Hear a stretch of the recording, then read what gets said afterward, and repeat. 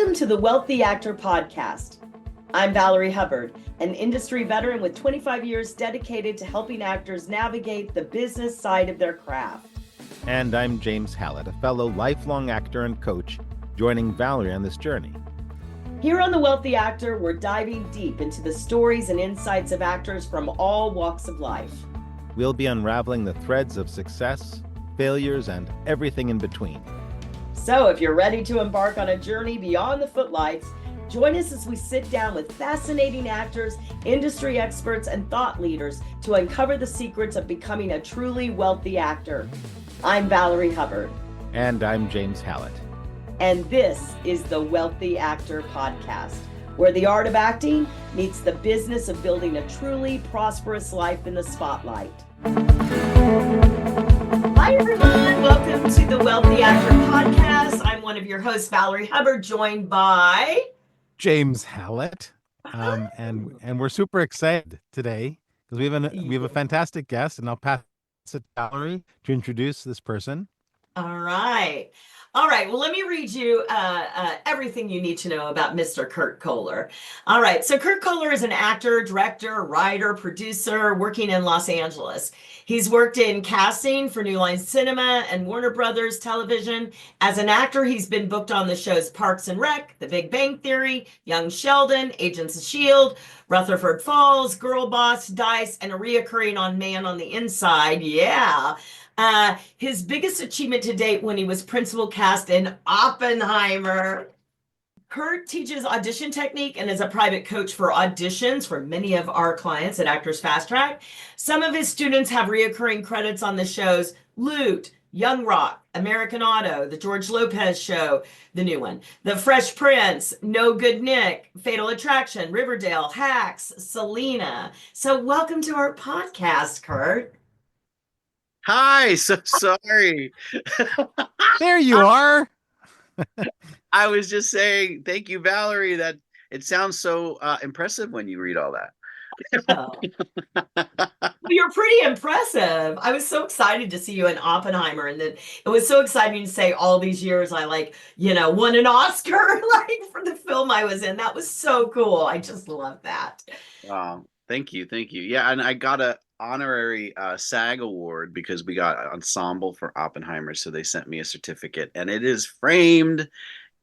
Very nice frame. That's fantastic. Thank you. That is great. What was it like the day you found out you got Oppenheimer? Well, it's a bizarre situation because it was one of those things where they give you dummy sides, and there was no director, there was no cast in the list. It was just, generic name, senator. And they gave me some sides. Then after I did it, they go, we just found out this is Chris Nolan's new movie. And I'm like, oh, wow. So then I looked that up with the casting director, and I saw the cast, and I was like, what? What is this? It was who's who. And so, yeah. And so when I when I booked it, they said, as of now, you are a non-speaking principal. You are a actor. You are the senator from the past in this hearing. And I said, oh, is that background? She's like, no, honey, principal. That's why I think I freaked out a little bit there. I was like, wow. And then the fact that the first day on set, you're just like, you're in awe. And then and then for the next 2 weeks, you're just like, yeah, I'm a superstar.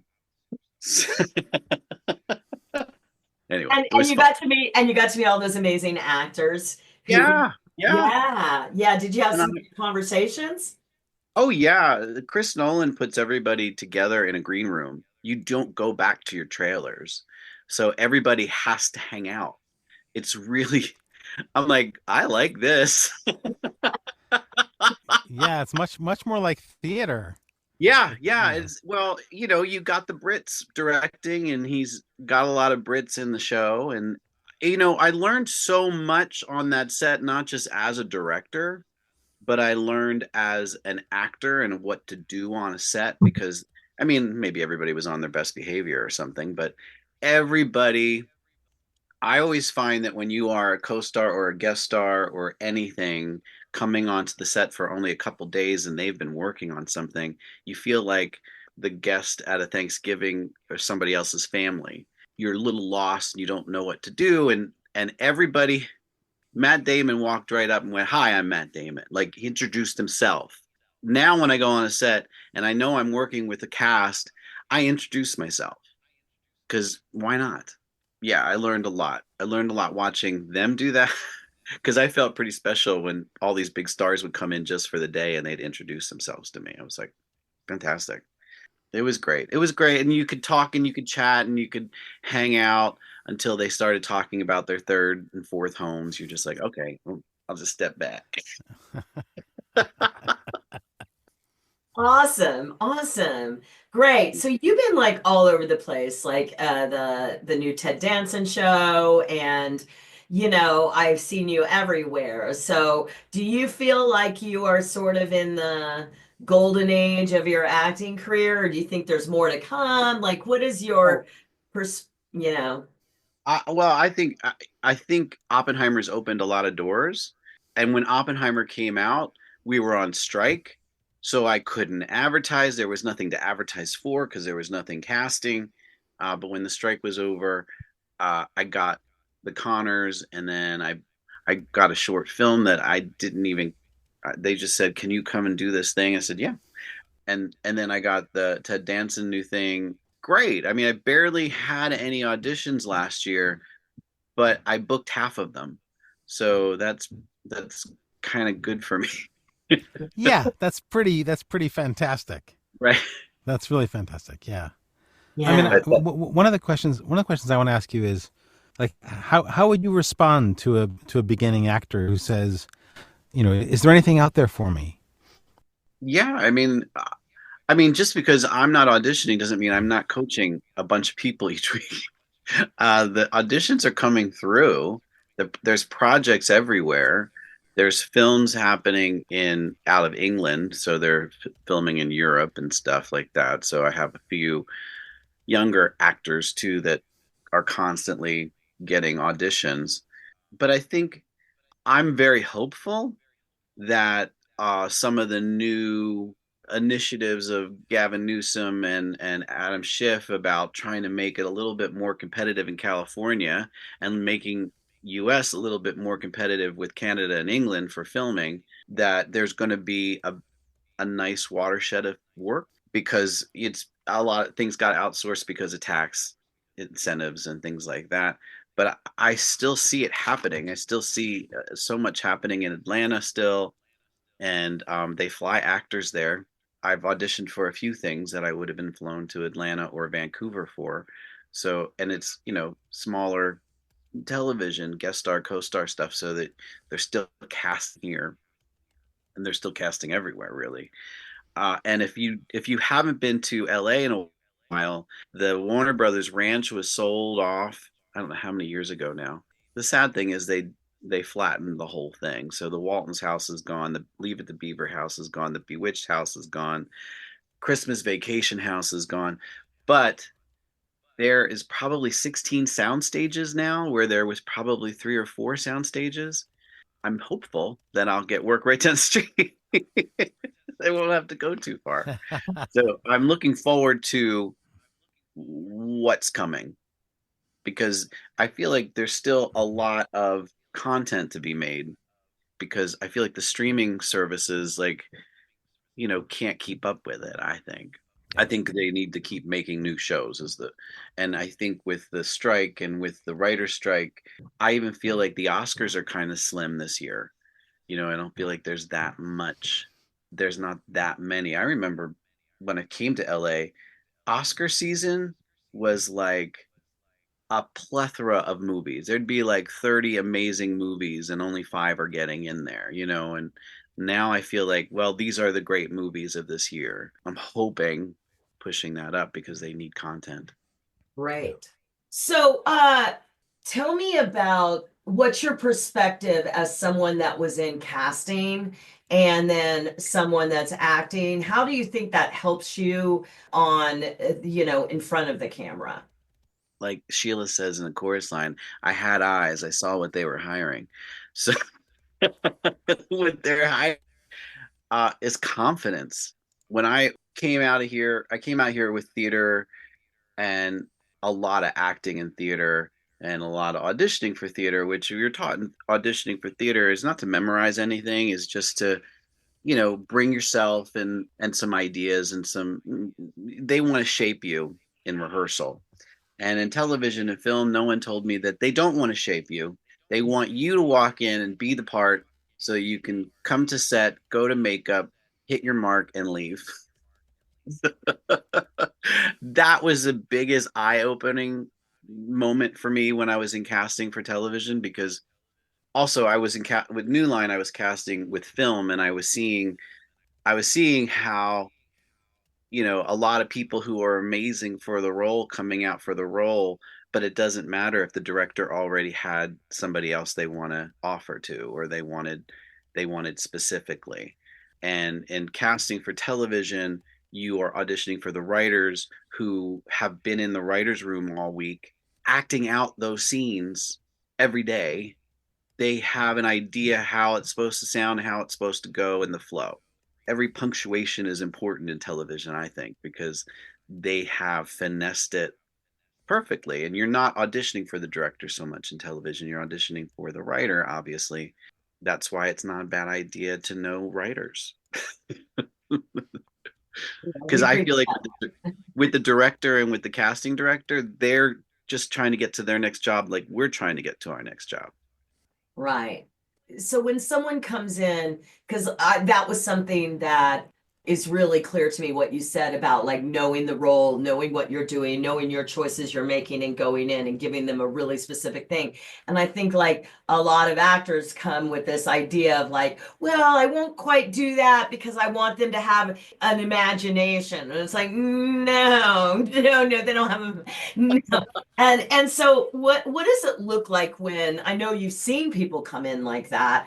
What does it look like when they do come in sort of giving away their power? What's the difference between someone that is realized and someone that's not, I guess is the question.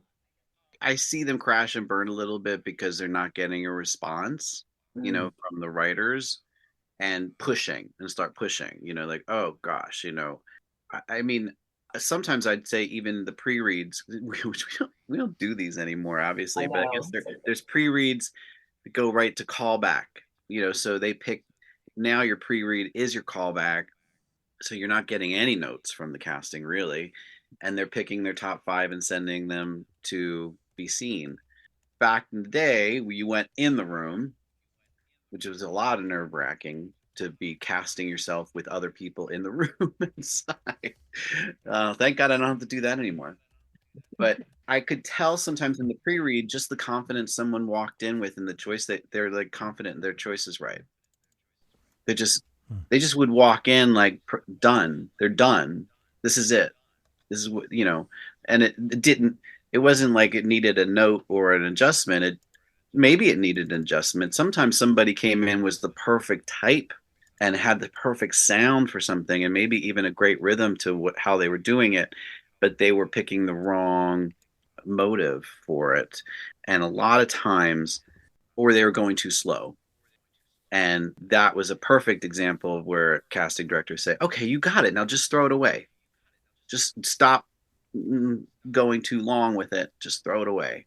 Did I answer your question? I No, confident. you did. I think it's, you did. It was confidence and very secure and like, with what you're doing, like your plan, Yeah, that you've worked on hopefully and rehearsed and maybe gotten coached even right. better. Right. Right, because like, and back to your point of coming in and saying maybe they'll have they want to see something creative or different. And that's like a red flag for a casting director sometimes, because they're like, how's this person going to be on set? You know, you get to do that when you're Jim Carrey and you've done a lot of movies. And I feel like right now you're introducing yourself and you have to just be available and workable. And I can't tell you how many times I see like big people that were on The Office, or even on I feel like there was somebody, I've seen people from the shows that I've helped cast too, that you see the lead actors on something else as a co-star, and they just blend in with the show. They're not doing what they do now. They are giving what you were supposed to, what your job was on that show. Your job was not to be the star on that show. If you're a co-star, guest star, sometimes you get to go up a little bit bigger, right? Yeah, you got to always make sure that you are, for co-stars, you're always having to pick up the lead and be there for them, to be observing them, reacting like America would react to them, not to be so zany like them. That's Right. comedy. Yeah, So, that's so Kurt, comedy. you grew up in New Jersey. You were raised in New Yeah, Jersey. South Jersey. Are there any things about living in New York or New Jersey that you miss? I miss not having to need a car when New York. just I love just walking out of Yeah. my building, going to the subway or the bus, or walking. LA, you can't walk anywhere. I can't even walk to the corner. I'll probably get in my car and go to the 7-Eleven. But I, that being said, I've lived in LA longer than I've lived anywhere else. So now I feel like I'm a Californian. I want to go back and see New York. I know it's changed so drastically from when I was there in the 90s. When I see things that just have popped up everywhere. It was starting to happen, I think, in East Village when I was there. It was starting to become renewed buildings and very expensive. And I'm going, this is East Village. This is why we live here. It's cheap. Not anymore. Yeah. Not Not anymore. anymore. I know I lived there in the 80s on Third between B and C. Oh, okay. I was on Yeah. 14th. Ah, there you go. Yeah, it's not that now. For No. sure, for sure. How did you start doing Chico's Angels? Oh, okay. So we're bringing it back. Do you know? Have you seen any of it? You can I watch. Yeah, well, in preparation for this call, I watched your reel. I read about. I watched some of your Great. stuff, with Chico's Angels, because I was like, I wanted to know, a little bit about you to be able to ask you good questions. Oh, Um, great. so, Chico's Angels so is it ran for 18 years? Practically 18 years. And when COVID had stopped, we were incorporated and we lost that business during COVID because we just couldn't afford to keep paying for it. We had no money coming in. And we're supposed to come back in March, and it's the brainchild of my friend Oscar Quintero. He does a character named Quesadilla, and he wanted to do his loves were Charlie's Angels and beauty pageants. And so he wanted to make this, the first episode was a Charlie's Angels episode where they go undercover in a beauty pageant. He needed help. I wanted to direct something, and so Mr. Dan, he runs the theater that we work at, he said call Oscar, and I called Oscar, and Oscar said, well, you can direct it if you can help me write it. And ever since then we've written six shows, and we did them in the last, we did them for 18 years live on stage. They're 2-act musicals, and they're parody songs, and it would be sold out all the time. It was like the Three Stooges in drag, solving crime and cha-cha pumps. so I just want to take a second to say, holy cow! Like 18 years of running. That's amazing. Well, it would be That's like amazing. we did the first one just I did a short film before that called Super Fag. That was like 2000, and it was supposed to be like a big superhero that you would never say fag to his face. And it was supposed to be like Sid and Marty Krofft, and Quesadilla was in it as Taco Chicken Salsa Girl. They were other superheroes. And so we said we'll do the show so we can raise money to make our Taco Chicken Salsa Girl short. And yeah, that went to a bunch of festivals and things, but Chico's Angels just was like, we couldn't open the show without selling it out. So we would do it for 3 weeks and then close, and then come back a month later and do it again. And then we're like, oh, you know what? We have to bring in a new show, because so then we did the Love Boat crossover episode, and we did a Angels in Prison episode with high school hookers. I mean, it was just, it kept going. It kept going and going and going. We were in our 30s. Now we're not. I'm not going to say We're a lot older. And 18 years. at 18, Those who can count. there's a funny scene where they go undercover in high school, and so the angels are adults, right?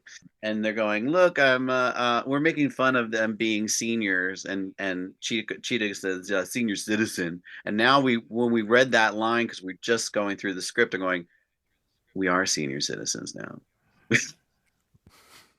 We- Oh, the pain. Oh, the pain. Can I just say too, I went to Del Taco this week and my husband got his order and I got the same order and it was cheaper. And I'm going, oh, let me see your resume, your receipt, because I think they overcharged you for something. No, they gave me a senior discount. I was like, I'm jaw not sure drop. whether to say I'm not sure whether to say congratulations or oh, I'm so sorry. So sorry. You can say sorry. I'm It's so been sorry. I've always been younger than I looked, so I was like, oh, that girl behind the counter just really just tore my heart out today. I know Anyway, it's painful to walk into a grocery store and to see some cute cashier, and at the end of the order they say, "Do you need help carrying that home?" It's like, uh, no, I'm fine, thanks, good. thanks I'm very I'm much. good. Yeah, I'm I'm good. That's good. why Thank you, here is a thank you so choice. much. The other day I was on a live on TikTok and someone came on there and was like, "Hi, Grandma." And I was like, "Hi, I play one on TV." So yeah, I guess for 18 years you doing something, you're gonna run into jokes that you were making fun of, and it's funny because even like I want to say 10 years ago, we were redoing one of the episodes, and they're on their knees at one point because there's a scene where they've been attacked and they're on the floor, and we got into rehearsal and they were on their knees doing this scene, and they just all went, oh, and I go, oh my god. I thought 10 years ago we were getting old, but we keep doing it, and it's funny. It's a night to just laugh out loud. With Chico's Angels, it's going to be yeah. Watch if you can on YouTube. There's plenty of. We had a website. We had webisodes at one point. We had a trailer and a few music videos. We were trying to make the movie or a TV series for the longest time. It can still happen now that we're senior citizens.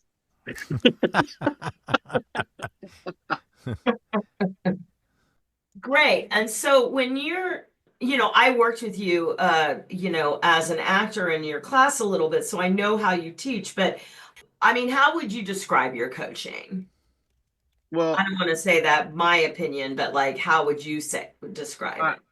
I think being a director, I have always been able to bring cast members that have a lot of training and not so much training to the same level. Yeah. You know what I mean? Like I can make everybody work together and mesh together. And I think every actor needs different things. Like every actor um just needs to like I can sit back and I can see where the disconnect happens in the scene. And so I try to find out a way to tell the actor, um, you know, I try to tell the actor how I would solve it. How I'm thinking about it, and usually I feel like it works really well because I don't want to tear anybody's confidence down, and I don't want to give you a line reading. I've had directors give me line readings, and I finally just had to say, "Listen, you can tell me, you can show me how to say the line, and I can repeat what you're doing, but it's not coming from anywhere, so it's gonna look phony. It's not authentic." And Wait, you said that to a director? it was a small production. Oh, okay. Because I one time I did Christopher Christopher Nolan was very understanding. Yeah, Christopher Nolan. He went, Kurt, thank you so much. because I was doing a sitcom once, and the director greeted me with a line reading of one of my lines. Oh. because his aunt had said that line, Mhm. right? And there was no way that I was ever going to be his aunt, right? Right, And it was right. so stressful. I had never had anyone to, and I didn't know how to handle it. It's like, It happens on big sitcoms. I was on a big sitcom where they kept it was the writer coming like try the line this way. And then the producer comes over, try the line like they were just like I knew we already got it. You know what I mean? And they just wanted other versions of it, I guess. And so I didn't say anything. It was very stressful trying to go, okay, how do I make that me and whatnot? But yeah, the other one was a small project that I put a lot of work into, and I was pretty proud of my performance because it was my first thing I did since when I came out here and I graduated college, and supposed to be, it was a feature film made by a student, so it was kind of an undertaking. But yeah, I feel like sometimes you just have to, you have to read the room and know where your place is. And my place on that sitcom was to just shut up and do it. just and I'm mine like, too. yeah, I'm just going. Also, the sitcom was going under. They knew it was going to go under. And so there was this stress level on the set on Mhm. top of that because they weren't doing well in the ratings, right? Right, right. And so so you have so many cooks on a TV show because Yeah. there's so many writers and the producers, Yeah. and they're just. I did the Connors last year, and it was a dream. It was like everything we hit the marks, and we are just like I got to do a scene with Laurie Metcalf, which she's a you know I've seen her on Broadway, I've seen her in movies. I love everything about her. And the funny thing is it was taped in front of a studio audience.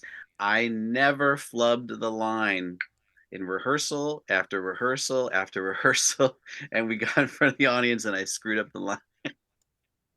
And the script supervisor started to walk over it at me, and I went, "I know." She's like, "I know you know. You never screwed up the line." So that was like a family. That was like they're a well-oiled machine over there. But and I want to say too, I learned something from Chris Nolan too. Was as an actor and you get an audition and you want to impress somebody or you want to impress casting, you're like, oh my god, I have to do the best work I ever did before in my life. It's like you need to just be there. You need to just be there and know why you're there during a scene. I'm not going to say because who's what actor it was. It was one of the it was an actor that was doing the scene. They were really great, and Chris Nolan, he is like it's like working on a fly by. I mean, not I don't want to say fly by your seat. If he gets the shot and the camera angles here and he wants another camera angle, no one's going anywhere. He's moving tables. The camera moves. He's like, okay, we're ready for this. It's like, bam. You're like, okay. He doesn't want anybody to leave the set. But he was starting to go to another. He's going, okay, we're going to pull back on this. We got that. And the actor, I heard the actor say, was that good? Did I get it? And I heard Chris Nolan kind of mumble out to us, like, it's not my job, but my job is to see when it's believable. I love that story. And it really does let us know that when it comes to being on set, TV and film, it's our job to bring the goods of the actor. There's Yeah, nobody there who's doing that job other than when we screw up our line, right? right. Or miss our mark. There's a great story that Gary Oldman tells about Chris Nolan on the Batman set where he says that Chris Nolan never gave him any note except for one. Yeah, And he just very quietly said, I think there's more at stake here. yeah. Right. Right. I And that never was saw it. him really give a note. I mean, he would talk with Killian offset sometimes, or maybe he would. I never saw him really give a note to anyone. Emily Blunt was doing her scene, and I shouldn't be saying names, right? But I saw him give one note, and it wasn't even like it was just technical. It said, "Don't don't achieve this emotion till this point. Let this part sink in a little more." And it was just like it was so minuscule, Like it was these actors, and that's another thing about the difference between theater and film and television is the as an actor on film and television, you do feel a lot more alone. With an ensemble on theater, you've been working this together for so long. And that's why I feel like if you're on a show like the Connors or something, that's a family. They know each other. They probably hang out all the time. A lot of that crew is from the original crew. They have helped make it, and I feel like Chris Nolan was trying to help make it an ensemble by keeping us together and Mm. just not having that awkwardness of going back to your trailer alone and then coming to set being prepared. It's just like with film, you have to bring like you said, you have to bring the goods. You have to already have it done.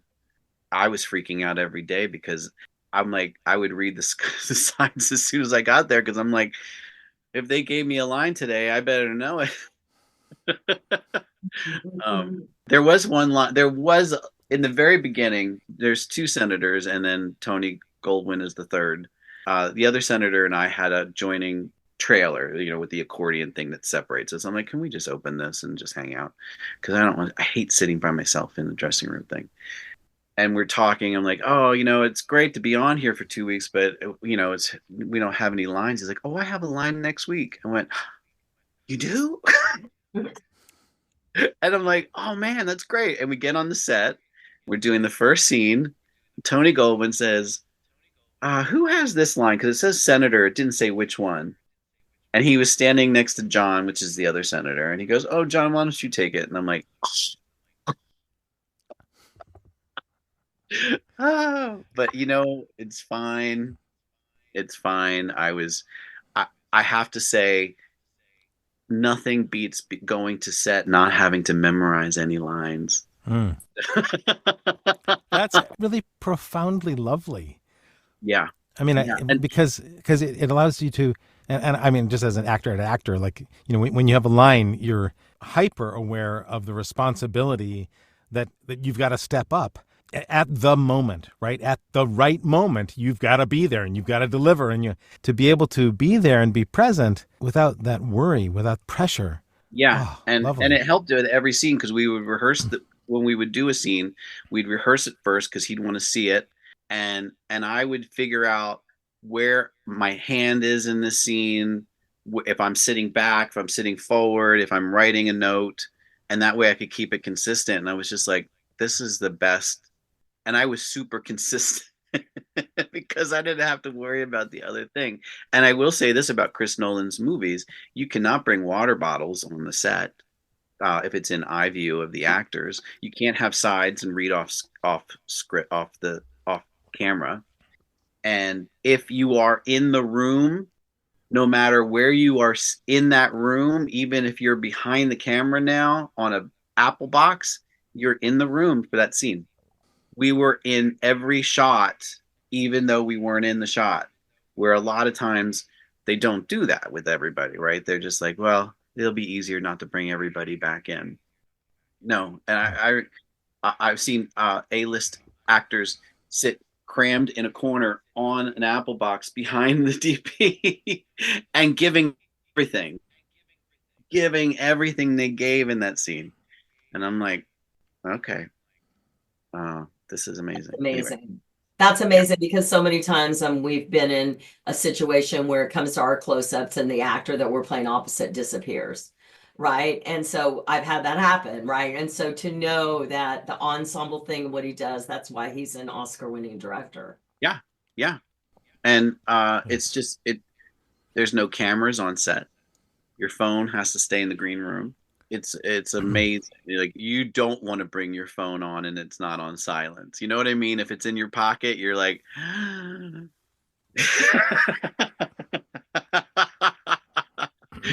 I'll just leave it. I don't need to look at it. I have too much to. I have so much to look at here. I have so much to look at. We were in a little tiny cramped old office building in Alhambra, and it was hot, hot, hot. They had to pump air conditioning in between the takes, but you had to just, I just kept realizing every day that this is the one of the greatest things I'm ever going to do. And here's another thing: I thought it was going to be like Oscar buzzy and all that kind of stuff. I had no idea that it was going to make the money it made. You know what I mean? Like, I thought it was one of these Oscar movies that some people are going to go to. Everybody went to it. I was like, don't ask me to bet on any movies being made. So, Yeah, Kurt, the I'm going to older ask you. the no, I was just gonna say, like, the older I get, that line thing, having those lines gets, it's like it gets louder and louder in my head as I'm on set. Like I did something this last year where, they brought me in at 7 in the morning and they shot my stuff at 5 in the evening. And so the whole day you're like la la la la la la, la, and it's like you can only run your line so much with a scene partner. And, thank God we got in a good conversation because, I'm not going to stay in that place all day. Well, yeah, that would happen there too. It was like there was big A-list actors that got there at 5:30 in the morning for makeup and sat in their trailer all day, and finally at 2 or 3 o'clock they'd walk over to the green room, go, "I can't sit over there anymore. I need to, I need to be in human contact." It was Yeah. Yeah. great. It was a real. It was a very humbling and eye-opening. I mean, I learned so much. It sounds repetitive, but everything I do now, there's something that comes from there. You know what I mean? And so it's just So, Kurt, what question have Valerie and I not asked you that would really speak to where you are right now in your life as coach, as an actor? Like, are there any things that are going on we don't know about that are really monumental or meaningful to you? um. Well, there's a couple things I would say.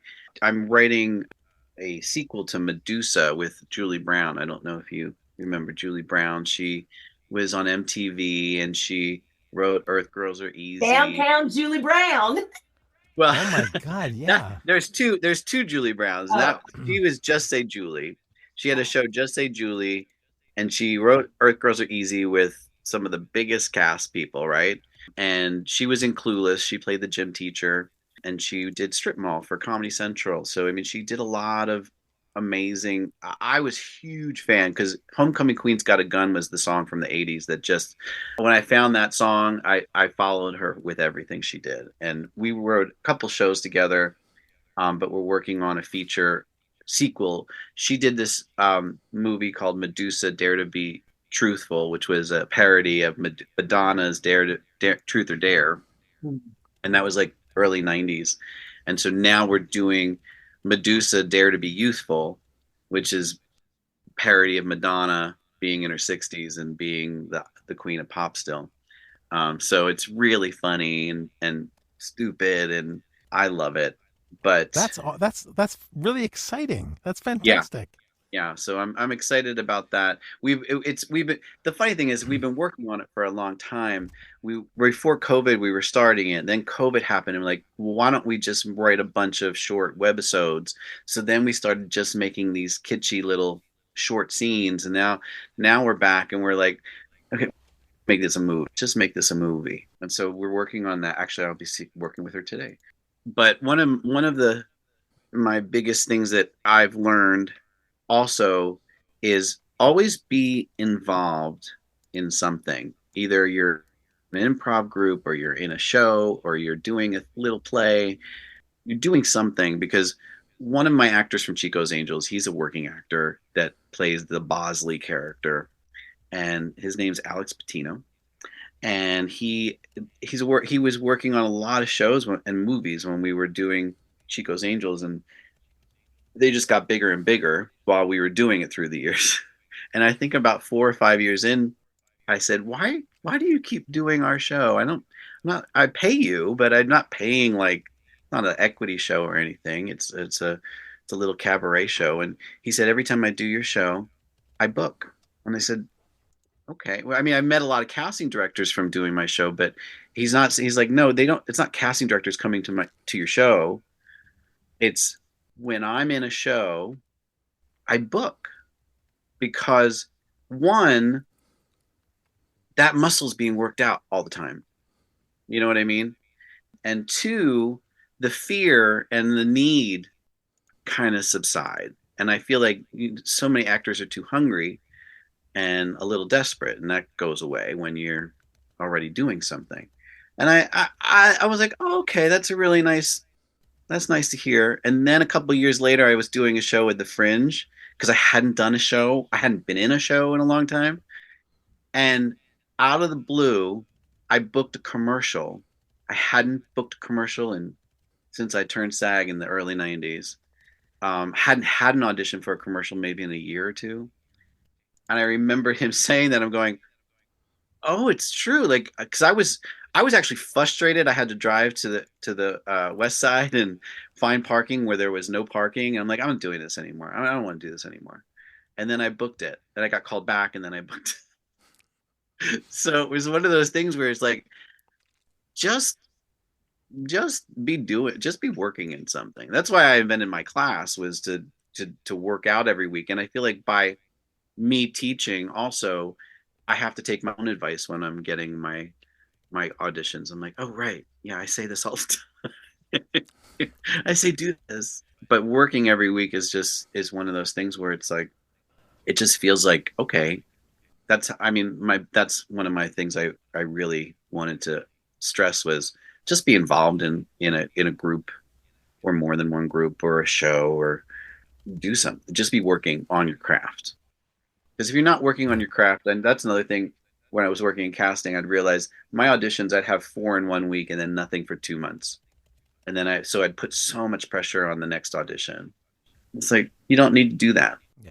Yeah, work begets work. Yeah, it's so true. When I did my one-woman show years ago, I was like, I booked a national commercial where I had to yell. And so then I lost my voice. And then I had to get cortisone shot into my vocal cords basically so I could do my one-woman show that I was self-producing. But What we do for love. yeah, yeah, yeah. It's true. Or plan a trip, it's always like, it's so funny. It's like I remember booking this commercial once where I was sick. I was like vomit sick, right? And the whole time during the callback, I was like, don't throw up, don't throw up, don't throw up in my head.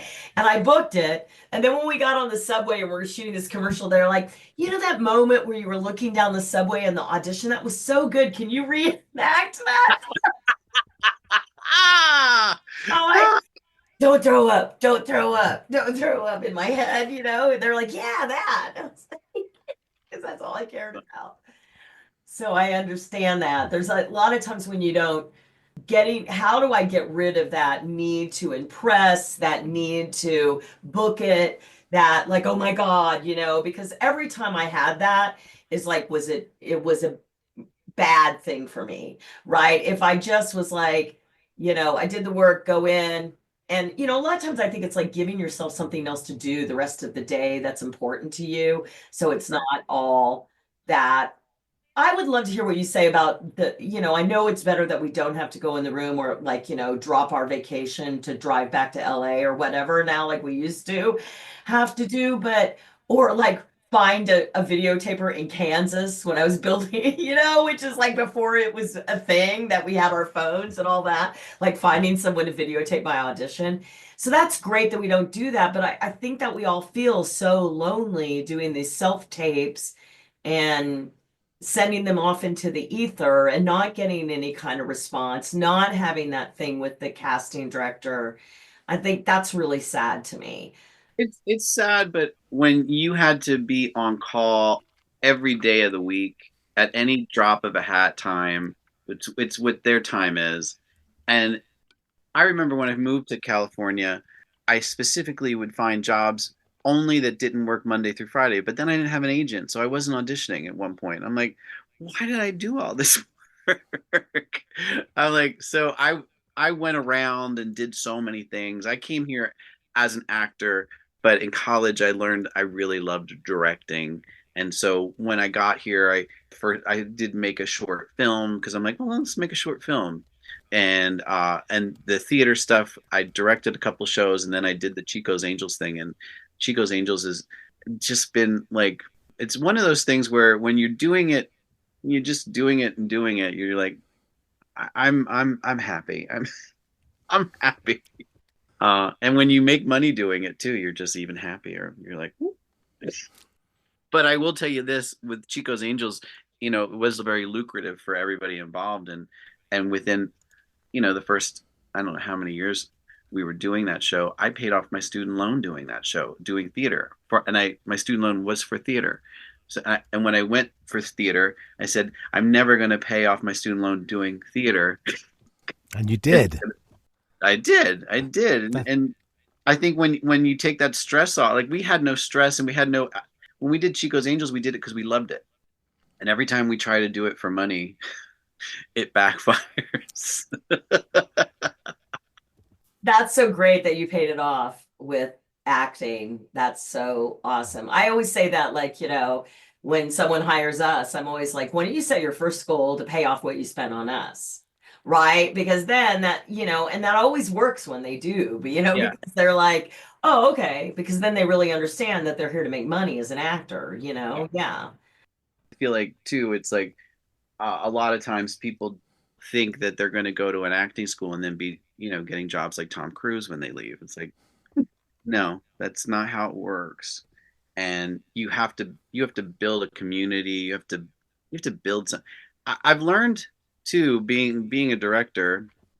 My very first short film happened by accident because my friend Amber J. Lawson was out here and she just went to Sundance and I was working at an agency and she's like, I told her about an idea for a short film and she goes, I just went to Sundance and she's like, so if you want to make that short film, I'm thinking about it. I want to be that. I want to be the girl.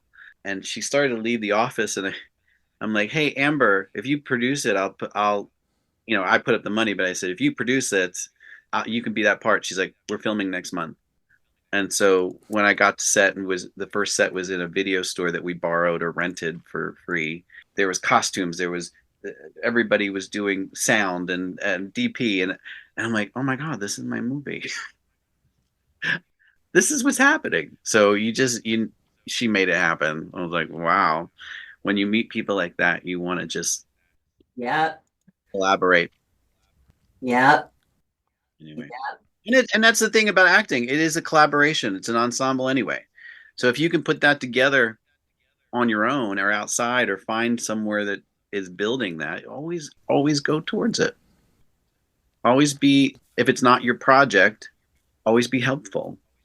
It's how you make a lot of friends in this business. You know, I watch It's a Wonderful Life every year, and at the very, very end, he reads the book from Tom Sawyer from Clarence. It says, "No man is a failure that has friends," and it's so true. Like, it's a wonderful life when you have so many people around you, and you keep surrounding yourself with many more people. Especially in this business, it's work begets work. Valerie said it earlier.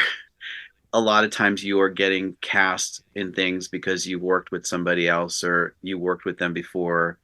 When I worked on this Ted Danson show, some of the other recurring characters, actors that I got to work with, recurred on one of Michael Schur's last shows. Like recurred on Parks and Rec, and now they're on this show recurring. So you just never know how the snowball is going. Yeah. And that's why it's really important to, I always tell my actors, Google image everyone before you get there. So you really start to know. And I mean, literally, I had a client that turned a co-star into recurring by doing that because he met the writer, he met the showrunner at the craft services table, and they hit it off. And he knew a lot about him. He had done his research, and then he kept getting asked back, kept getting asked back. And it was really, that because of their relationship. And Yeah. so that's really, really important. And me too. I've gotten things because the director worked with me on one show and then called me into the other show, and that's so true. Yeah, yeah, and a lot of time, like I'll say that casting also cast me in Rutherford Falls, which was another Michael Schur show, and they cast me in Parks and Rec a long time ago for an episode, which is another Michael Schur show. So Mhm. I feel like that casting goes, well, he's been on all these shows. This Yeah. this writer likes him. Yeah. So it's I hope that's the way they're thinking. Maybe they're not That even. is the way they're thinking. I mean, I'm a Ryan Murphy girl too, so like I know that. Like I know, and I know that because when I ran into him once on Paramount Lot, he knew exactly who I was, Okay. right? And so, okay, he likes me and he wants me in his ensemble, and he's very ensemble, orientated. We see the same people over and over again. You Awesome. know, Well, hey, listen, do we have questions? Does anyone have a question? If you can, put it in the Q&A section if you do have a question. You have a lot of great comments on here. Hi. Hello. Hi, Chris Pan. Hi, Carrie Bunkers. I just met her the other day. Hi, Jean. Good. If you have a question, please ask. We'll be happy to take them. well, I want to say too, I watch a lot of TikTok videos of actors talking about their auditions, like on big shows. And the actor who played David's boyfriend or husband on Schitt's Creek, Mhm. the show was already an ensemble and already working when they brought him in. Yeah. So he was so thrilled, and he's like, "But I had to like not want it. I had to not want it to just get myself there." And the actress who plays the mayor's wife, she was saying the day before the audition, she was filling out an application to work at a pet supply company, and she was lying about being able to use a forklift. I'm like, okay, and look, That's a big Wow. one. That's a big, yeah. she got That's 6 seasons. She got 6 seasons on a show. So you never know. You just it's such a you can't give up doing it, and you can't put too much stress on yourself uh, about it about that. So You here's, look at it, it's the way that brides give themselves too much on their plate for their wedding day, and they become bridezilla. So uh, so we have don't a question for you. sure. Um, this is from Carrie. With your long career, I'm sure you've had ups and downs. Any advice for those who are currently not represented or have reps who aren't getting us out? Sure. I have a couple things to say. They're saying they have a dry spell and they're not getting out so much, right? Yeah, so they're not currently represented, Not um, or represented. or or have reps who aren't getting us out. Okay. Well, I will say right now it's pretty dry for everybody. My manager constantly has to send us like a big thing on Actors Access to give a note to everybody that there hasn't been that much casting. So don't worry about that. I would suggest finding ways to just create work for yourself. Like I said, being involved in another show. If you have any desire to make a short film or desire to make your own thing happen, there's the fringe festivals in LA and there's a fringe festival in New York. These are things to just start letting them develop. Like I said, work brings them in. Like you build the ship, they will come. and and for getting representation, I don't know if this is the best way, but I don't know if they're union or not, if they're not union. Doing workshops with casting. I do workshops all the time with casting. I check to see what they're casting, if they're casting currently, before I would sign up with them. And I keep a Word document journal of the date, and I take a screen grab because now everything's on Zoom of the person and what they said and what their contact is, so that every time something happens it's really great, I go in and I individually write each one of them, and I get lots of responses from them. So it's a good relationship, and I know agents and managers do also do these workshops, and maybe it's not to get with that agent or manager, but you will get valuable information of what the agent wants or what a manager wants right now. Zoom workshops are the best thing that happened since like because I don't have to leave the house. But I do the free ones. If you are SAG, they have free ones. You can do one a month, and you have to get in there quick. They'll do one a month at the SAG building with major casting directors. So if you're doing one of those a month for free in your SAG, that's a nice start. I hope that And answers. and also there's a lot of work right now, paid work that you can get without, agents. I mean, I have someone that's made $60,000 this year doing vertical content, which is only getting bigger and bigger and bigger and bigger. And, also I've had someone make $100,000 in 24 doing user generated content. So, you might as well do something that's also going to make you money, because money also, if you're making money as an actor, it gives you confidence. Like when I moved to LA, the first thing I booked was a national commercial. And then I was like, oh, I can work here, right? Because like I had left New York and I'd come there and I was like, not sure I was going to get hired like I had in New York. And so as soon as I booked that thing, it gave me that confidence to take into my theatrical auditions. So I think that that's really important when you get paid as an actor, then you start to feel like a pro and you start to act like a pro. Yeah, and you can also become a member of Actors Access, and it's cheap if you are SAG already. It's I think $50 cheaper for the year. And you can submit for auditions all the time. There's a lot of auditions on there. I just did 2 auditions this week. Both are paid. Some are not going to be paid, or some are going to be deferred. Student films, if you don't have a lot of experience, you might as well do a couple student films. I don't. It's you getting to audition every week, and you being in charge of it, even if it's just for practice. Yeah. So, and when you get the script or get the sides, you don't have to send them an audition.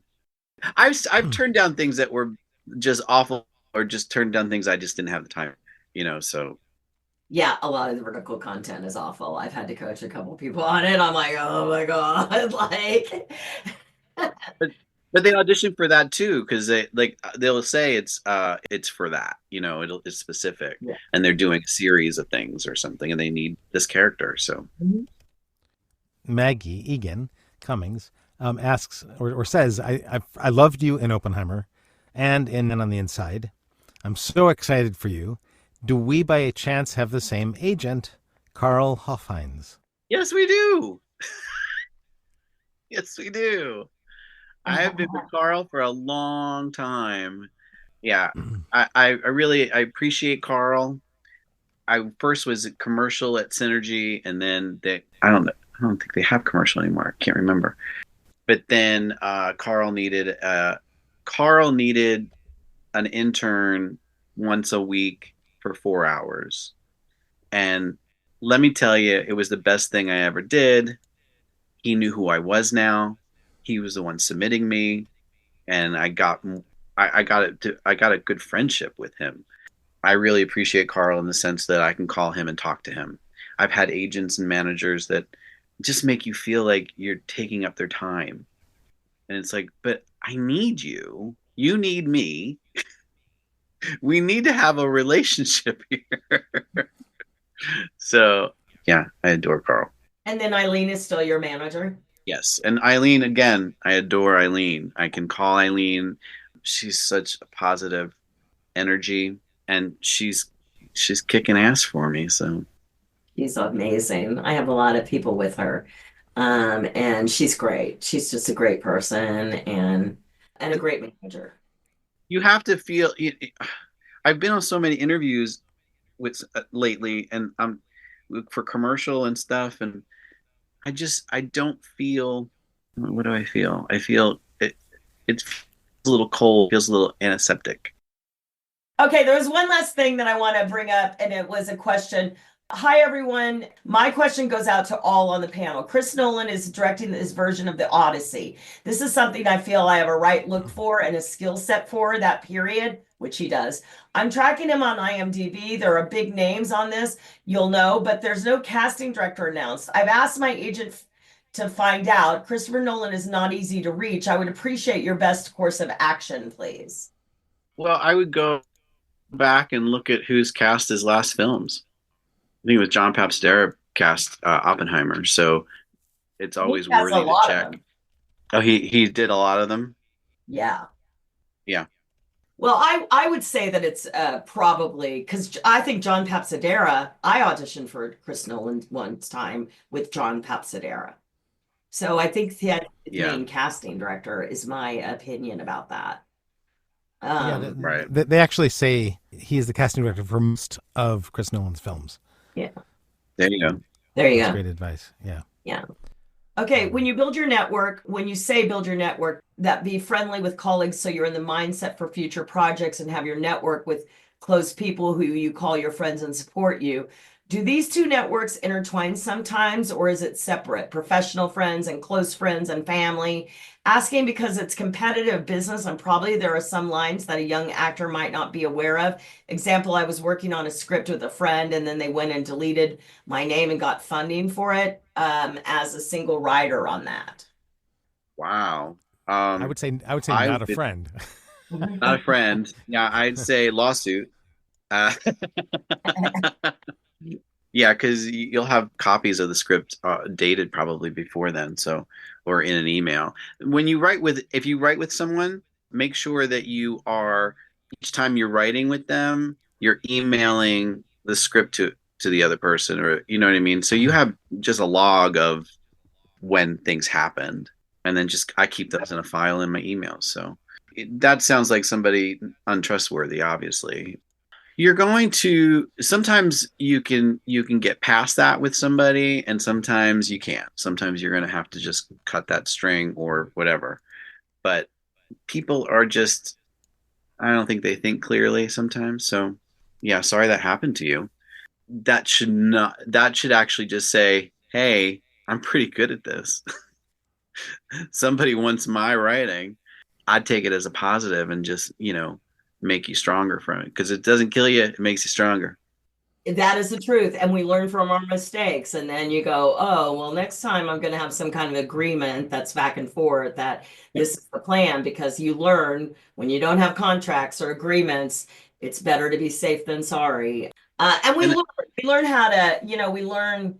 I mean, it's one time I was working with this girl for a long time, and I did a performance with her, and my agent came up to me and were like, she's not your caliber. And I was like really like okay, but it's like sometimes we have to like put ourselves look for people that are going to pull you up, not put you down. Right? yeah, People that are going to pull you up is the thing. And really, be smart about that, who you choose to put in your life. you don't want the energy vampires in your life. You want you want I've had to distance myself from a few people. It happened by accident, and I just went, "Oh, this is perfect timing."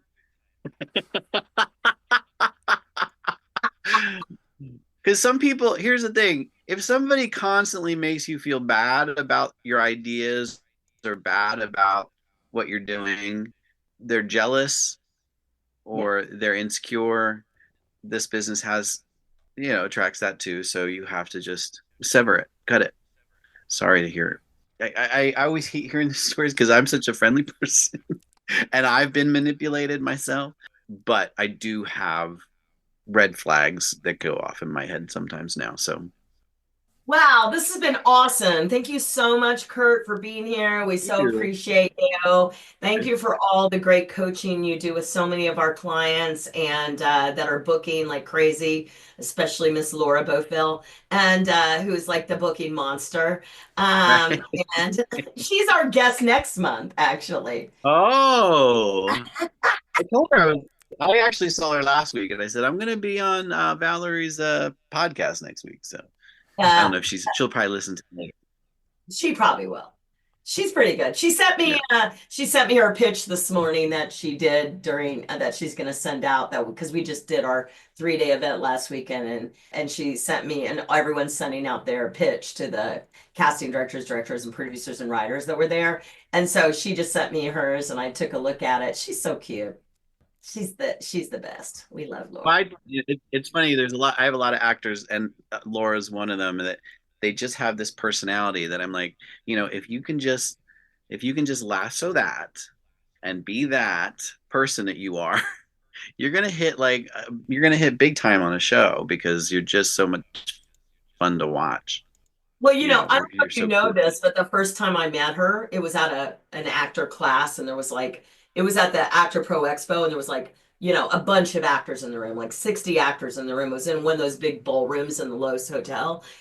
And she's in the back of the room and she goes, she asks this question now with her voice, and she goes, yeah, I'm a doctor in real life, and I play, I'm looking to do drama. And I'm like, drama? I go, what? I go, you're funny. And she goes, no one ever told me that. I was like, no, no one ever told you that. I was like, yeah, you're funny, And Yeah, so yeah, she's gonna get a sitcom soon. She's gonna yeah, be a series regular. It's just right around the corner. She's had so many close calls. So I'm just right. waiting for that day. I'll be so excited. Well, she's the Me doctor who too. plays an actor on TV. That's a great one. The doctor who plays an actor on TV. That is her. All right. Well, So, thank you so much, Kurt. It was great. Thank you, I loved Kurt. hearing all about Oppenheimer. That was awesome. Thank you so much. And we'll see you all next month, you guys. thank you. Thank you so much, Kurt. And thank you, James. See y'all Merci. soon. Bye.